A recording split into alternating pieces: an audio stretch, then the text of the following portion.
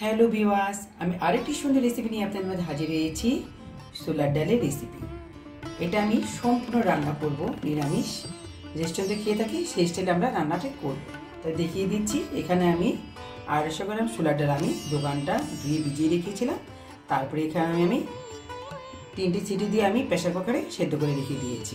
দুটো বড় সাইজের আলু আমি খোসা সহ টুকরো টুকরো করে কেটে রেখে দিয়েছি। 2 মিনিটের মতো আমি একটু ভাপিয়ে নিয়েছি।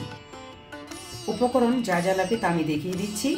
এখানে হাফ টি স্পুন রয়েছে শুকনো লঙ্কার গুঁড়ো, টালা কিছু গুঁড়ো করে রেখেছি মশলা আমি জিরে, ধনিয়া, মৌরি আর শুকনো লঙ্কা দিয়ে আমি 2 টিস্পুন রেখেছি গুঁড়ো করে। আর রয়েছে এখানে 2 টিস্পুন রয়েছে আদা বাটা আর 1 টিস্পুন রয়েছে কাঁচা লঙ্কা বাটা। এখানে কিছু নারকেল আমি টুকরো করে কেটে রেখে দিয়েছি। আর রয়েছে 4টা কাঁচা লঙ্কা আমি কেটে রেখে দিয়েছি। আর রয়েছে নুন স্বাদ মতো দিতে হবে। 1 টিস্পুন রয়েছে হলুদ গুঁড়ো, 1 টিস্পুন রয়েছে চিনি। ফোড়নের জন্য রয়েছে কিছু গোটা জিরে, 2টো এলাচ, 3টে লবঙ্গ, 2টো দারচিনির টুকরো, 2টো শুকনো লঙ্কা আর 1টি তেজপাতা আর ঘি রয়েছে। রান্নাটা আমি সাদা তেলেই করব। কড়াই বসিয়ে দিয়েছি, চুলো ধরিয়ে দিয়েছি। চুলার আঁচটা আমি মিডিয়ামে রেখেছি। এখন আমি এর মধ্যে দিয়ে দিচ্ছি সাদা তেল।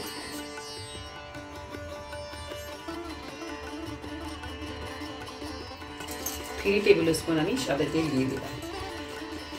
তেল গরম হয়ে গেছে। এখন আমি ফোড়নটা দিয়ে দিচ্ছি।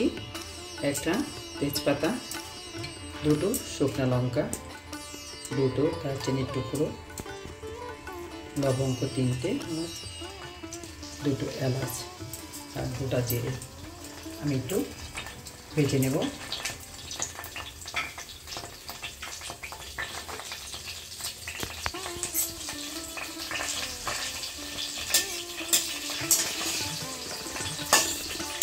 ভাজা ভাজা করে নেব।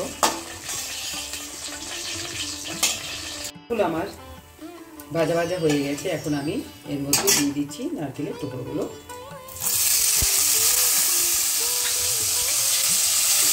এটা একটু ভাজা ভাজা করে নেব।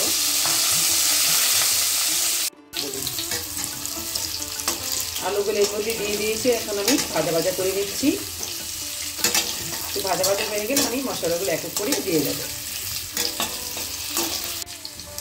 ভাজা ভাজা হয়ে গেছে। এখন আমি এক এক করে এর মধ্যে মশলাগুলো দিয়ে দিচ্ছি।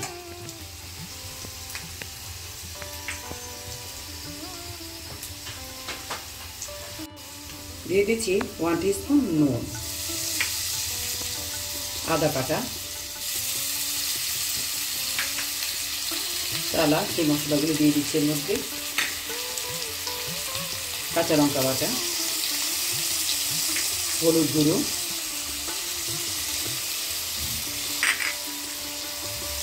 শুকনো লঙ্কার গুঁড়ো,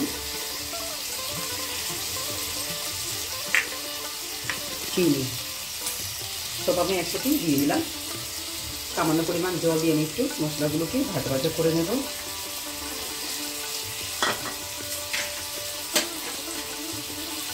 আর 4টা কাঁচা লঙ্কা যে চেড়ে রেখেছি সেটা দিয়ে দিলাম, সামান্য পরিমাণ জল। এখন আমি মশলাগুলোকে ভাজা ভাজা করে নেব।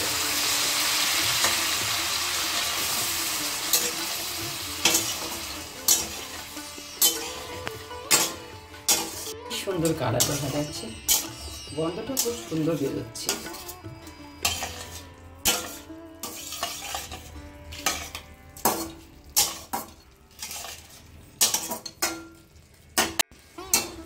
আমি একটু ঢেকে রাখবো 2 মিনিটের জন্য। আলুগুলো একটু সেদ্ধ হয়ে যাবে। ঢেকে দিচ্ছি। 2 মিনিট আমি ঢেকে রেখেছিলাম।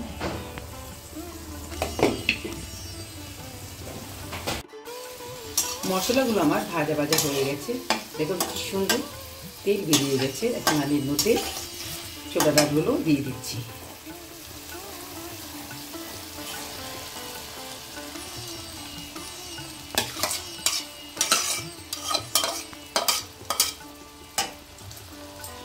আমি সব একসাথে মিশিয়ে দিচ্ছি।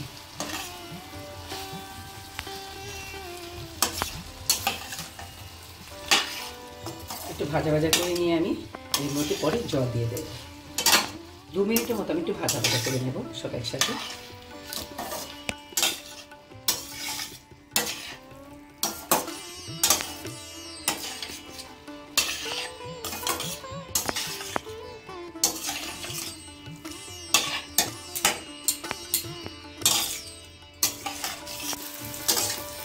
2 মিনিটের মতো আমি ভাজা ভাজা করে নিয়েছি। এখন আমি এর মধ্যে জল দিয়ে দিচ্ছি।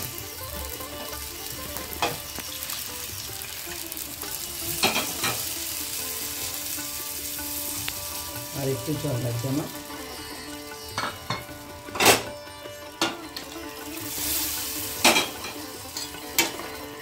নেড়ে মিশিয়ে দিচ্ছি, তারপরে আমি ঢেকে দেবো।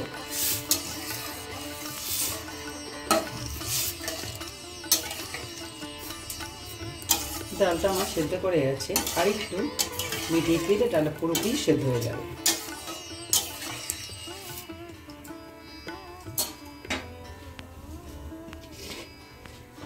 এখন আমি ঢেকে দিচ্ছি। 5 মিনিট আমি ঢেকে রেখেছিলাম।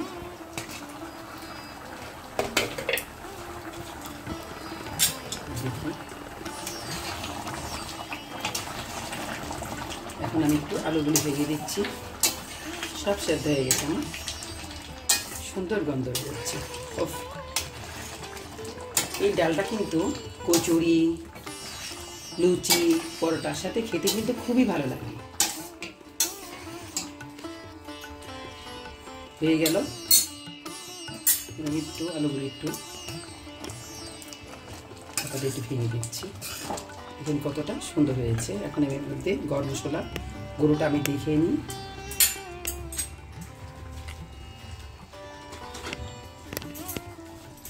গরম মশলার গুঁড়ো আমি দেখাইনি, এখন আমি এর মধ্যে দিয়ে দিচ্ছি 1 টিস্পুন গরম মশলার গুঁড়ো। আর ঘি দিয়ে দিচ্ছি।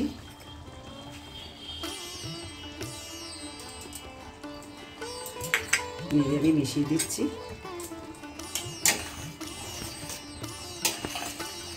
হয়ে গেল ছোলার ডাল। আমি খুব সুন্দর করে পরিবেশন করব।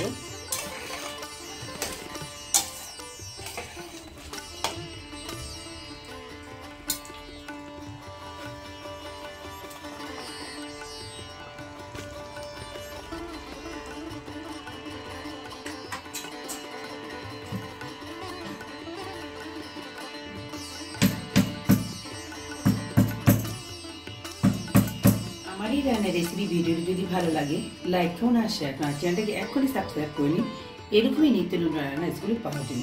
আগামীতে আরেকটি সুন্দর রেসিপি নিয়ে আপনাদের মাঝে হাজির হব। আপনারা ভালো থাকুন, সুস্থ থাকুন। নমস্কার।